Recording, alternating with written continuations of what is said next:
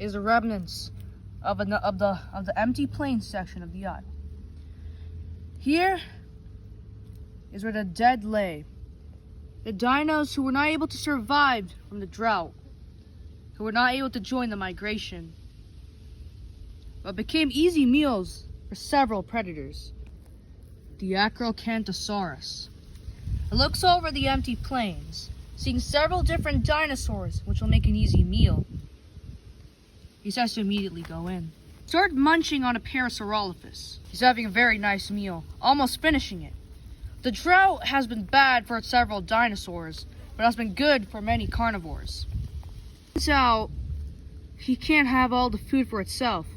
A Territorial, a very large predator from Central Asia, arrives, ready to duel over the food. The acro gets the first bite in. He bites on the neck, but the Tarbos easily deflects that move. The acro backs up as the Tarbo is ready to make its other charge. It bites on below the neck, but the acro bites on the lower jaw, but still Tarbo takes it. Knocks back the acro. The acro does get up. You see, the Tarbosaurus was basically a previous T-Rex, or like a Asian T-Rex, but acro was like T-Rex, before T-Rex. The duel continues to go on, but due to the acro's enormous build, it easily counters the Tarbo, sending it back. And the Tarbo looks like it had its fight. But what they don't know is that something is coming in. An irritator. One of South America's well-known predators has left the swamp and decides to slowly take away the meal while the others keep fighting. And they have no clue that the meal's gone. The irritator snacks on the stolen kill. As well, it did pull off a dinosaur heist, as I call it. Here, the resources are very limited, so the irritator, instead of using its strength, decides to use its brains instead. It looks like its brain has helped it in getting a kill, or stealing a kill. New to the channel, and you don't really know the story so far, please go check out our previous Isle episodes to know the entire story.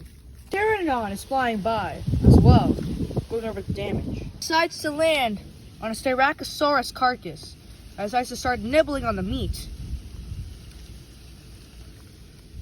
Usually pteranodons don't really eat meat, but it will take off bits and pieces.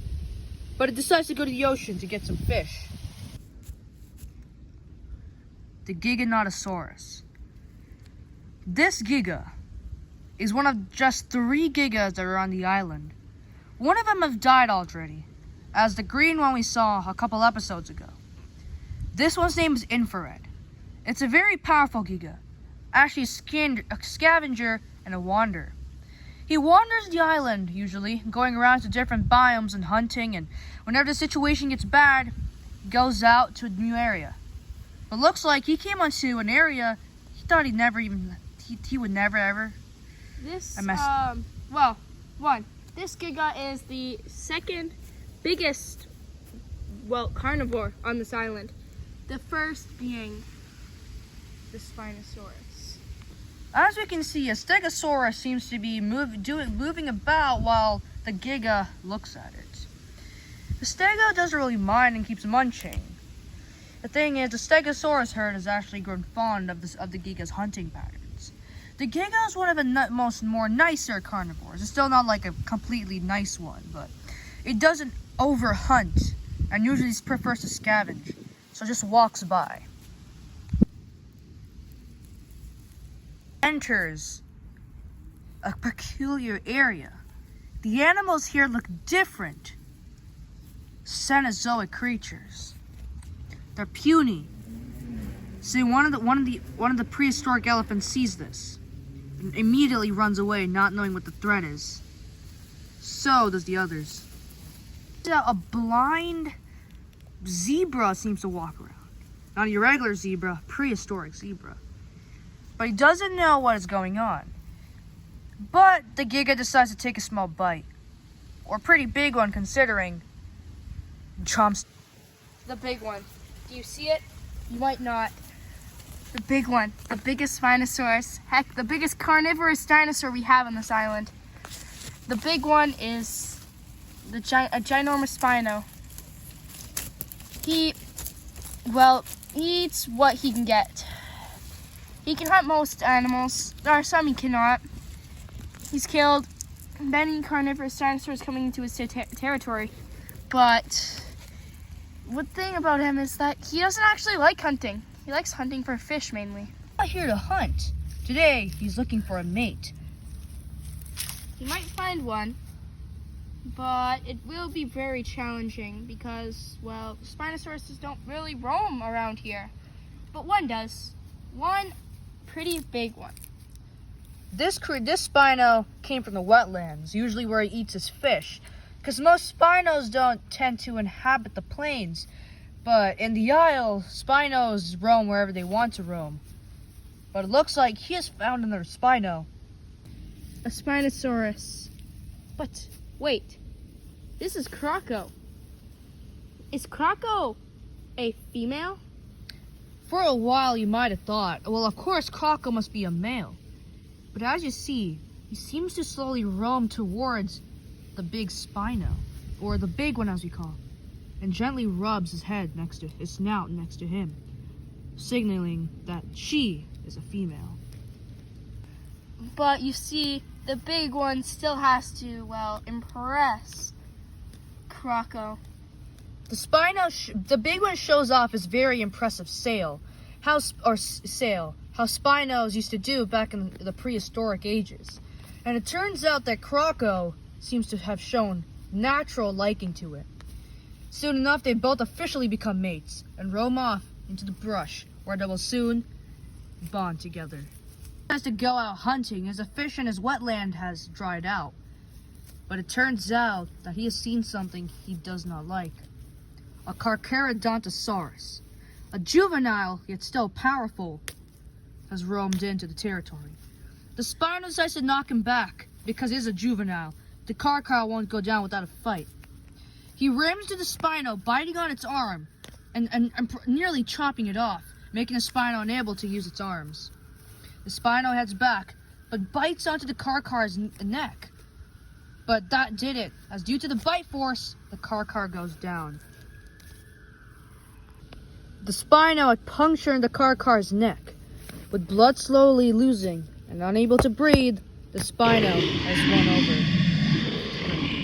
The duel of the kings has ended with the Spino victorious.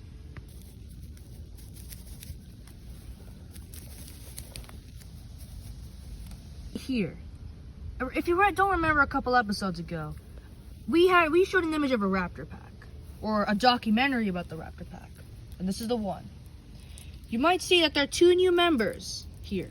They joined the pack in the middle when it was its glory days.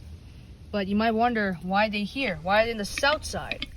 Well, they were fought off by a group of Tyrannosaurus who were forced to flee. The same ones we saw hunt the Triceratops.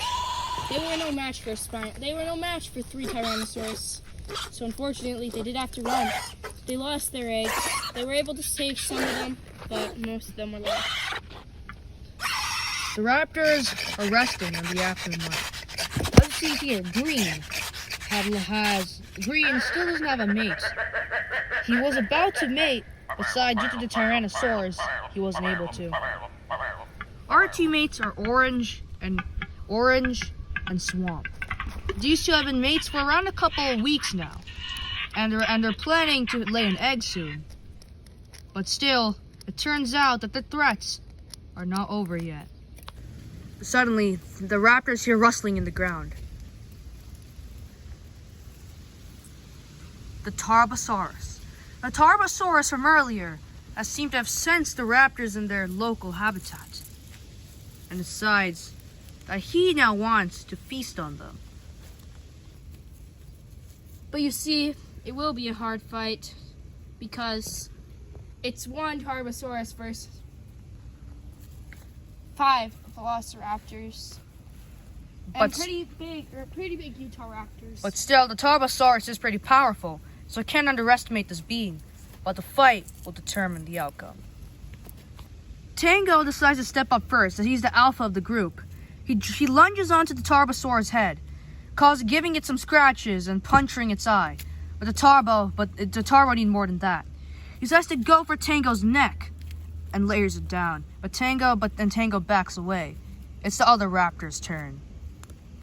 While the Tarbo's focused on Tango and the gray one, Orange leaps from behind and gets on the Tarbo's tail and bites down on it, almost severing the end. And while it's distracted, Green also jumps on and bites down on the Tarbo. But luckily picks itself up and runs away into the brush. The rest of the herd celebrates and pat each other on the back in a dinosaur way for the threat. But it turns out something else is going on. Swamp seems to be giving birth right at this moment. Finally laid her egg. It was just one, but still, it means something. Oren gives her a small rub on the snout, celebrating the new Raptor pack member. Up and looks at the egg, sniffs it a little, and goes back just to check. We'll see how long this Raptor pack survives. Will definitely be something on our mind. Turns out that wasn't the only leg that's been laid. In the week before, it turns out that the gray one and Tango had a couple eggs of their own. They're in pretty bad shape, but they will probably survive. These were the only 3 eggs that survived the massacre by the Tyrannosaurus. They were thinking about leaving the eggs behind, but they decided that they were too precious to leave, and the Raptor pack was down in its numbers. There used to be 20 members, including 15 eggs, but now it's only limited to around 7 or 8. It keeps on feasting on the prehistoric zebra, but it turns out that someone else has accidentally wandered onto the Ice Age territory too. Only King of the dinosaurs, Bull, the Tyrannosaurus Rex. The Giga looks up, but immediately gets clambered by it. It's never really seen someone that big before. It's been wandering most of the time, but still, it learns that it still needs to fight. Bull goes on and steals the meal, but Giga doesn't really want to give it up that easy. He goes on and lunges on Bull, but still, and it did some significant damage, rolling Bull over. But Bull comes back and attack, and bites off the Giga's arm. The Giga roars in pain, and the Bull seemingly goes for another one. He decides to ram the Giga in the chest, trying to knock out the air inside of it. The Giga gets knocked down into the ground. But so does Bull, after the recent attack by Giga is giving it some blood loss. The Giga goes again, severely injuring the Bull. But the Bull managed to let go. Bull decides to leave. He's already too severely injured. This was never seen before. The Giganotosaurus has won this fight. He decides to go back and feast on the zebra. The bull looks on. It's unhappy to see that there's someone else owning its island now, and goes back. Red is now the king. Here we have a sailed dinosaur walking through the jungles of the isle. Not Spinosaurus, but close. The Beckospinax. Yes, the Beckospinax. This is a very odd dinosaur. It is popularized by the Jurassic World franchise Chaos Theory. And, well, we are happy to see it's on the island. The Beckospinax is incredibly rare on the island, with only 2 existing on the entire isle. And this one is one of them. As you can see, it lost its arm in a battle with the bull. But this Beckospinax seems to be not eating meat, but is trying to find something in the leaf. What's in the leaf, you might ask? It turns out to be a cumpy. But the Becko is about to catch it, but it turns out it's too late. We'll come back on the Beckospinax to see what it's been doing in this time. What is that noise? It's raining in the isle. The raptor pack also seems to be enjoying some of the rain as well. This is the first time it's rained in almost forever. Tango is taking a bath in water, while even a pool is filling up. Orange, soaked in water, starts drinking out of this small little river, or lake, or pond. And he is very happy with the new circumstances. More water is flooding up the aisle. Lots of water, actually. Tons of it. The dinosaurs seem to be perfectly fine now. The drought, even though it is still a thing for today, it'll be no more. The water will still evaporate with the hot weather, but the dinosaurs here can now enjoy a nice cold drink of water. Heck, even the dinosaurs in the cold and dreary parts seem to be fulfilling their wish of hunting in the water for the first time in forever. Baryonyx tries to dig for fish though, but it can still, because there are no fish here, it can still not hunt. But even the big one, who is a very territorial dinosaur, doesn't even seem to be fighting. The irritator that we've seen kill and take the meal, seems to also have washed all the blood away off of him. Acro, its wounds are being healed by the water and the rain. Everybody in the aisle seems to be, well, perfectly fine. Even some herbivores have decided to come back and check out what they had missed. A lone Stegosaurus appears to also be here. It is being sprayed by the rain. But it is not mad. No, it is very happy that it finally can drink in peace and not be worried on when it will get its next drink, because it already has found its next drink. The dinosaurs are all happy. None of them are cold. Some of them are cold. None of them are going to not be thirsty again for a while. The rivers seem to be piling up. The rain is giving these dinosaurs what they've missed for all of those months of the drought. Even the big one is wet and covered in water, but he's happy. He's amazed. He is so happy.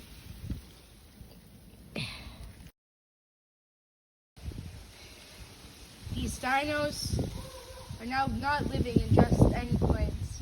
They're living now in a wetlands plains, as, well, it is a pretty wet land. The rain has not stopped though. And although good things might happen, bad things will also happen. Because, well, peace is not done. Even the old drinking spot, remotely used by herbivores, is getting a little bit of a rain makeover, as it is also getting sprayed crazily by the rain. Even the rocky terrain is getting clean, so all the herbivores and all of the other animals that roam this aisle will have food to eat. And, well, peace will certainly be restored, at least for a bit. But even though rain's good, some rain is bad. It rains pretty bad.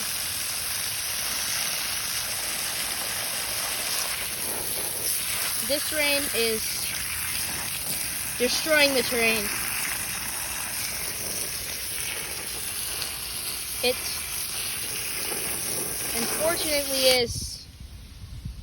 unfortunately is a rainstorm. And well, lots of the herbivores and lots of the carnivores are scared. Their pack, who were enjoying nice drink, are now going to be interrupted by a ginormous storm. It sends Orange down, drowning him in the water. Not drowned, he isn't drowned. His mate, Green, is also being hit by a lance. Tango is sent flying. The Raptor pack's peace is no more, as the water has destroyed everything that they had. It has not destroyed their eggs, but things are not looking good for them. Even these carnivores, who were enjoying the rain, are now being hit by a ginormous storm. The big one, being smart, has decided to grab onto a stump to survive this ginormous rainstorm. It seems to be okay, but the others, like the Irritator, do not. The Torbosaurus is also hit, hurting him. The Acro ducks down. He decides to start running, but it's too late. The rain has already hit him. He's sent, but he is cooled. It destroys the terrain as well, giving it a new shape and new form for the coming future. The Stegosaur runs off, but is also hit by a deadly wave of water. It's okay though, and goes into the pit of water to drink. But it's also hit. And the water, it starts to drown the Stego. The Stego ends up getting out though, just in time, and runs off. The water starts to calm down. It's not as deadly as it was originally. Many of the herbivores and carnivores now decide now is the perfect time to get up from their hiding spots and doze for a little drink again.